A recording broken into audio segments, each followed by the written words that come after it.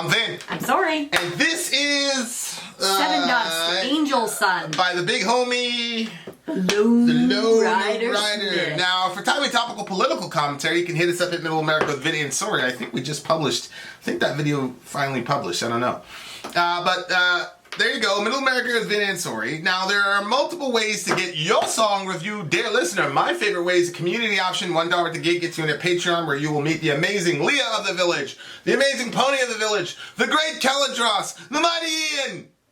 And so on and so forth. You get to meet all those famous people, and then you get to pull your points together. Yeah, and they have a little community too. And little communities and all that. You pull your points together. You figure out what songs you guys want to listen to. There's a $5 tier where you can hear the first 40 seconds of the new song that we're working on because we're actually in a band. That's true. And so on and so forth. Now, if you're a filthy capitalist like Sori and you want to hop, skip, and jump in front of everybody, cut in line, use your privilege and cut in line, you can do so with the $125 option. Gets you straight to the head of the line. You get to hop, skip, and jump in front of everybody. You do that 3 times. You get back down to the $75 rate. And there's lots of things you can do. You can buy a song for yourself. You can actually dedicate it to somebody. Dedicate the song to somebody. True. This song was dedicated. This is actually dedicated to your friend Liban. So Lone Rider did a special request for you. He said, Vin, I dedicate this song request to your friend Liban. He put a heart. I appreciate that. My good friend of mine, Liban, was succumbed to COVID-related issues. Is crazy because his other friend sent me the last text that I said, what was the last thing he sent you? And the last thing he sent him was a positive... COVID? Yeah. Because that's one of the things about COVID is that he was young, like 20s. He was 25. Yeah. People were waiting to the very, very last minute, and by that time, like, it was pretty much too late. And so that's terrible. That you know, non-life-threatening whatever thing that's being blown out of proportion killed somebody very important to me. So thank you very much for this. With that said, Angel Son, Sevendust, let's go. We had a very close friend, Lynn Strait from the band Snot. Incredible band, incredible person. He came into our lives and changed it and was taken away so unfortunately in a car accident here in California. And the album came about and someone asked us, the family and his friends asked us to do a song and Angel Son came about. That's how that song came out. It was about Lynn.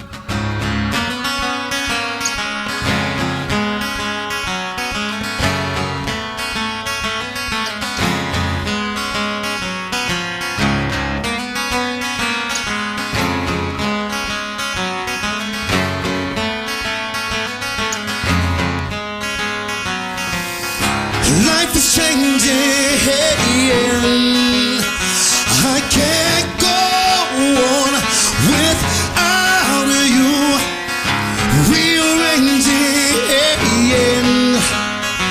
I will be strong. I'll stand by you. You are fighting every day. So want to hide the pain.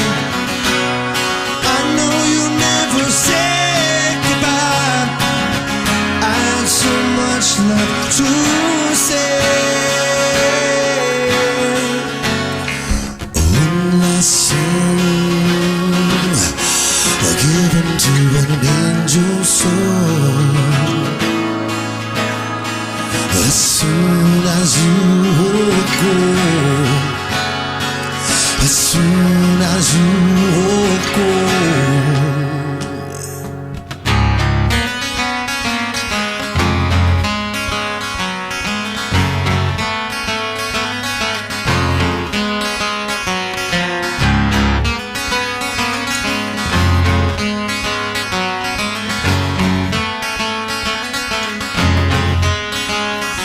We have a new life now.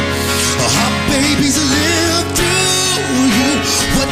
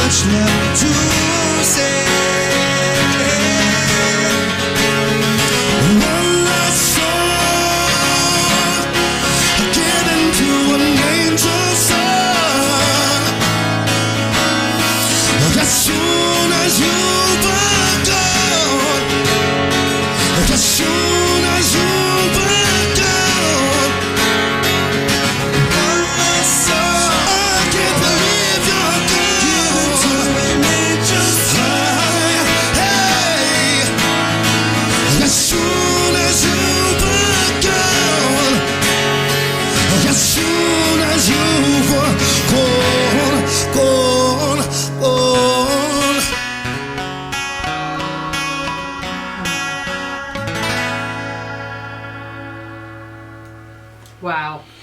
Ooh. That is very emotion packed. Yeah, that whole record was crazy. I remember that record. Jonathan had a song on it. Take It Back was the name of the song that Jonathan was on. And then my favorite one was the one that Corey did. So it's basically, he died in a car accident before they could finish a record. Because the name of the band was Snot. He died in a car accident before they could finish a record. And then they, what happened after? They basically, they had laid down all the tracks, but none of his vocals were there. So then they got all these other, they had John, it was like the dude from Head PE, that song was cool too. I didn't really listen to this one because I wasn't a big Sevendust fan at the time. And it's really interesting about like when songs get introduced to you because now I can appreciate it. But the Slipknot one was my favorite one. The one at Head PE was really, really good too. I forgot the name of the song they did. That was so cool. System of a Down was on there. The Surge from System was on there. So it was like it was like a new metal all-star like vocalist team. Like everybody, yeah, it was pretty cool. I think all the proceeds went to his family or whatever because he had a daughter, and I think he had a dog. He's always with his dog. I think his dog died in a car accident too. It's kind of weird. Oh gosh. Is that what when he said in the song, there was someone that right there, I have a new life now, she lives through you. Yeah. Is he talking about his own kid or is he talking about that girl? He said baby in the song. Yeah, I thought he said. Yeah. I don't know if he was talking about Lynn's kid or his own kid. You know, I'm not sure. Because I don't know if Lynn had a baby or not. Lynn Straight was the guy's name. But yeah, I mean, lyrically, it's crazy because Liban was like this. Because so Liban was Somalian and Somali. And I was literally thinking, don't you always correct me on saying that? Yeah, he is Somali, and they're all Muslims, and he was really different from the rest of them. And I think that's why I connected with him so much, was because he was different. Like, he was a metalhead. Like, he would talk to me about metal sometimes, and then when the other kids would come around, like, he would stop. You know, he was kind of like always an outsider. He's one of those people that like wanted to be friends with everybody, and people would kind of like tolerate him, but they didn't really, you know, whatever. And then when he got, you know, out on his own, you know, he got into drugs and wasn't taking care of himself, which obviously contributed to his death. I think, obviously, you know, like he wasn't giving himself very good chances, you know, like he was constantly abusing drugs and not taking care of his body and all that, so it made him a prime target. But yeah, the whole hiding the pain thing, he was dealing with a lot. He was dealing with a lot, and he never really, you know, because I remember him like talking about metal, because I forgot what happened. Like, I think I was wearing a corn shirt or something, because I used to go after work to the basketball court. And I would. I remember that corn shirt. You know, and I would. It was actually one of my favorite shirts. But I would go after work to just hang out with them, play basketball with them.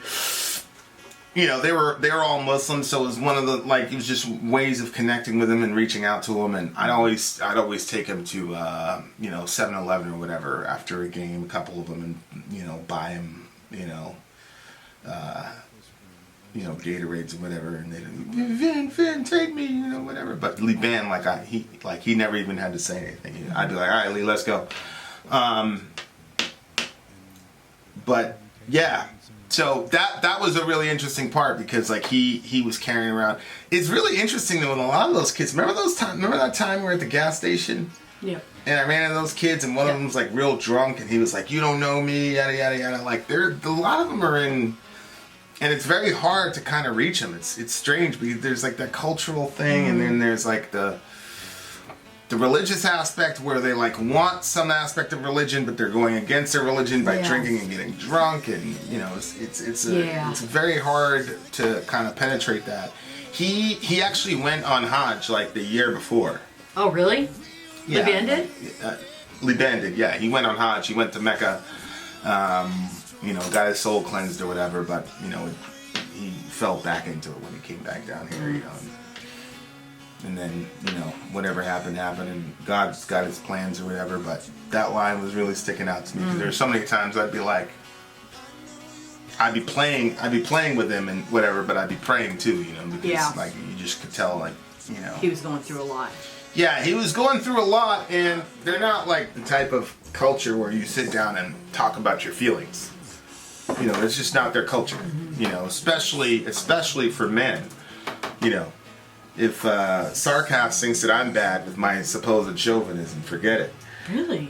Oh yeah. There's not a very big primer on talking about your feelings. I mean, look, it's Somalia. I mean, the whole Black Hawk Down thing happened over there. You know what I mean? They're not. They have very, very difficult lives, and they, there's a big primer on, just maintaining a stiff upper lip, and as long as nobody's trying to kill you, then you should be all right. Like those people. One of the guys that used to cut my hair, like, he was talking to me about how they put an AK-47 in his hand, and they said the next person that crosses the street, like, comes around the corner, you have to kill him. And they said, if you don't kill him, we're gonna kill you. Oh my gosh. And I was like, why would you? And he was like, well, because if I kill that person, then that person's family is gonna avenge the person that I just killed. So that basically forces him into a life of war. Oh my gosh. So, and they had already done it. I was like, well, what if you didn't shoot? He was like, no, they would have killed me. They already did. I said, what did you do? He said, the first person I saw come around, he basically missed because he was too small to, to deal with the recoil. And by God's grace, everybody ran away, and then he was able to come to, America, Oh my gosh. Yeah. So, yeah, like, it's so weird because it's tough. This is seem really off subject maybe, but you would think that like Somali men would be like kind of make you feel uncomfortable because they have like multiple wives and stuff. You would think that they would be like lustful type people, but I've had multiple interactions and they've been super, super nice to me, not at all like intrusive like that. One day, when I was going through all of my crazy stuff that I was going through, I was just having a really hard night, and I had come here, I was visiting you for a little bit, and then I left here, and I was just still not very much in a good space, and he was out, I think he was smoking. This was your other neighbor. Oh, the one that Shamarki's uncle? I don't know, I have no idea. The one that used to live next to us? Yeah. Oh, yeah, I was Shamarki's uncle. Yeah. He would think he was smoking. 100%. And he asked me if I was okay. And I thought it was so nice that, like, and it wasn't like, sometimes people ask you if you're okay and it's almost like they just want to know the gossip. It wasn't like that. It looked like he was genuinely concerned. It was nice. Yeah, Shamarke, same thing. He was on a bus in Somalia, and this woman and this guy got in some argument, and a dude pulled out a machete and hacked her to death, like right in 2 seats in front Good of God. him. And then the dude looked back at Shamarke and said, "What's your problem? You have a problem?" And he's like, I remember him telling me that story, and he was like, he was trying to explain to me like why he didn't care, because he had hit some kid, and the kid like walked away or whatever, and I mean Shamarke was small, but he punched his kid, whatever, and the dude was bigger than him, and I always was the one that broke up the fights or whatever, and I was like, I told the kid, like, just go home, man. And I was like, don't you feel bad? You just hurt somebody, this is one of Allah's creation, whatever. He's like, Vin, I don't care about none of that. And like, I could tell, like, he really truly didn't care. And I said, what's wrong with you? And like, he said, look, and then he explains to me this story. He's like, he said, I had to sit there and not do anything for that lady. So she was like bleeding out right there and whatever, and like everybody was just like, oh, okay. And he's like, so what do you, he's like, I don't care about any of this shit. And I was like, it was just crazy, and that was like 2 years before I took another job and whatever. And, I probably would have been a better, whatever I was doing down there. But when I started doing that, then obviously it's not the type of thing where you go play basketball after. You know what I mean? So, but yeah, he was like, Wow. he was like, so just the stuff that all those kids saw, you know, because they're like the first generation that came here, and they came here as kids basically, Yeah. and of course they did not get a very warm welcome, and you know, I'm not really mad at, you know, the community for how they responded either, because there was no violence. It was just, we don't want these people here, and this is Maine, you know. Most of these people haven't lived like 5 miles past their driveway. That's like literally a statistic. So that's a Well, and big there was ask. so That's much a gossip there was so going much around. misinformation and disinformation. Yeah. That it was like, you know, you heard all these wild stories that Yeah. the government was giving them Yeah. all the money, Yeah, and they they have were all this setting them up with their mansion. heads and all of that. Yeah. And so it was just, And it really didn't affect them. You know, like it really truly did not affect them. They truly didn't care. Because they had seen, you know, they had endured Wow. so much that, you know, this, like, you know, Oh, people, that's terrible. dudes are just like, yeah, no, they're not gonna do anything. They're not gonna touch us. You know what I mean? It was crazy. They got here like a year before Black Hawk Down was released.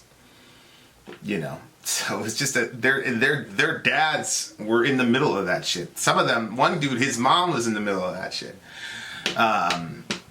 So you know, they just didn't. They were just So the way that they handled pain and trauma and things like that, they were just not allowed to express themselves, you know. So, you know, now it's weird. Like now that they're Americanized, you know, like when he died, like everybody was putting RIPs up there, and I guess his cousin was the one that told me what happened, you know, because I found it on, you know, Facebook, Yeah. and she like disappeared. Like she went, Yeah. she came back last week. It's because when she posted that he died, you had all these, you know, crazy, you know, Republican whatever were good, blah blah blah, saying all types of crazy stuff about Liban dying or whatever because she's the first Somali American, you know, councilwoman in Maine. is or that why whatever. they shut down the PayPal thing? I don't know what happened with the GoFundMe thing. Yeah, the GoFundMe. It's been a sensitive topic with her, but yeah, like she's like,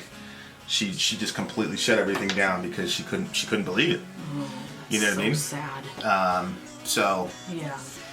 but at the same time, like I didn't tell her because like I don't talk to people locally about what we do, but you know, I was just like, you know, there's probably lots and lots of other people around the world that you know, Yeah. that lovely and Yeah. have a, you know. Yeah. That was my thing. The big thing for me was just to because he, you know, he died in his I still see his car around. I know, me too. Like, you know, the big thing was just like that he was here, you know what I mean? Like that he, you know, that he was a significant person and he died by himself. And it's just one of those things, man. It's almost like a curse. Like people connected to me keep dying by themselves, you know? Like it's a crazy thing. But so I'm glad, you know, on the one hand, like that's why I appreciate like stuff like this, even to this day, like somebody put out the, you know, if Lee knew that, you know, was it River? No, River's the one. River's That's been a the one- Proto-Man guy, right? Yeah. No, this is the Loon. The Loon Rider. Yeah, like if he knew like somebody paid to have a song dedicated to him Yeah. that he didn't know, like he would be like, Yeah. it would be like mind-boggling to him. Yeah. Like he'd be like, what? Like, you know what I mean? So, you know, God, you know, if he's with you, let him know that people, you know. So that's the cool part about it. Like, yeah, you got small-minded people here, and maybe I'll tell her, you know, maybe I'll say, hey, keep this between me and you, but, you know, we do this YouTube thing, and you know, people lovely, and they got to hear about who he was and all that, and even a month after the event, you know, he's still being talked about. I just think it's significant, like this song, you know, like if they wouldn't have done this record, and if my favorite singer and my second favorite singer wouldn't have been on that record, I wouldn't have known who Lynn Strait was. But now everybody knows who this guy is, and I just think it's really, really significant that people don't just disappear into the ether, and that we recognize that they were here. And at the same time, we have to move on, you know, and that's one of the things that, you know, we have to keep living. We got to move on, and we got to, you know,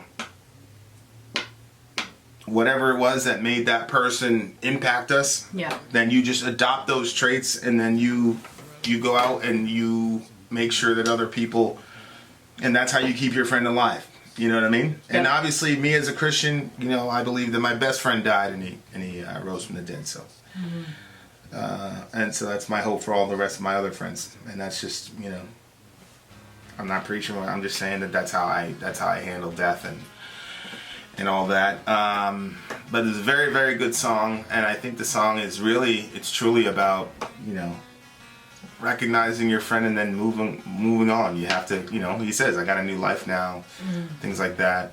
You have to do that, and you have to, and it's not betraying the person or anything like that. Like, it's everybody that loves you would want you to. Oh, for sure. You know what I mean? So, for sure. But you just feel that survivor's guilt type of thing all the time. So anyway, shout out to Liban, shout out to Lynn Strait. Who knows? Maybe they're up there. You know, that'd be a hell of a thing. And shout out to the Lone Rider Smith. This was really sweet. Yeah.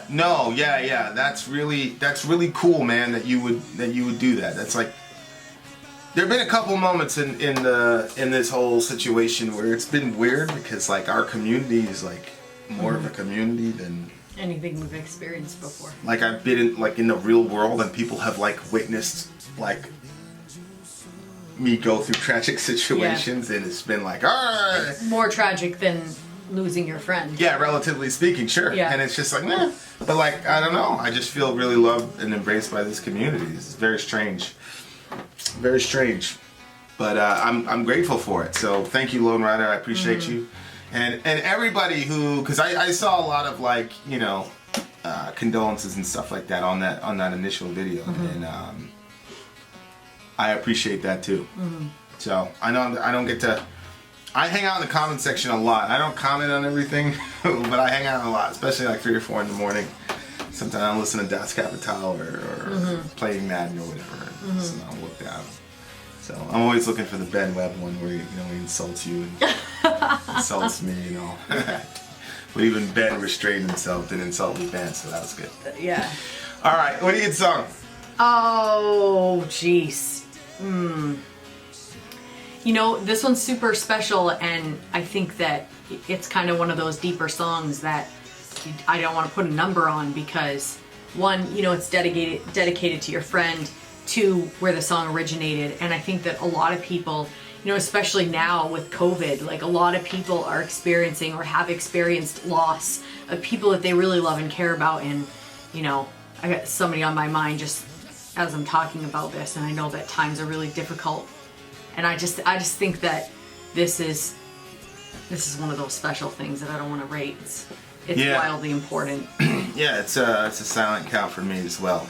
But you guys take care of each other, man. You know, the fall's gonna come upon us, and from all intents and purposes, the fall is supposed to bring COVID back to some degree. I don't know. I'm not an expert, but either way, just take care of yourself. Between that and the craziness that's happening in our country and all that. You guys stay safe. So there you go. Vin out. Sori out. Gone. We had a very close friend, Lynn Strait from the band Snot. Incredible band, incredible person. He came into our lives and changed it, and was taken away so unfortunately in a car accident here in California. And the album came about, and someone asked us, the family and his friends asked us to do a song, and Angel's Son came about. That's how that song came out. It was about Lynn.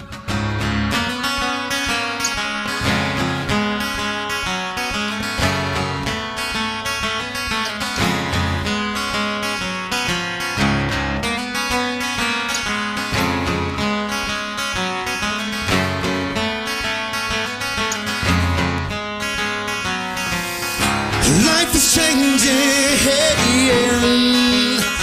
I can't go on without you.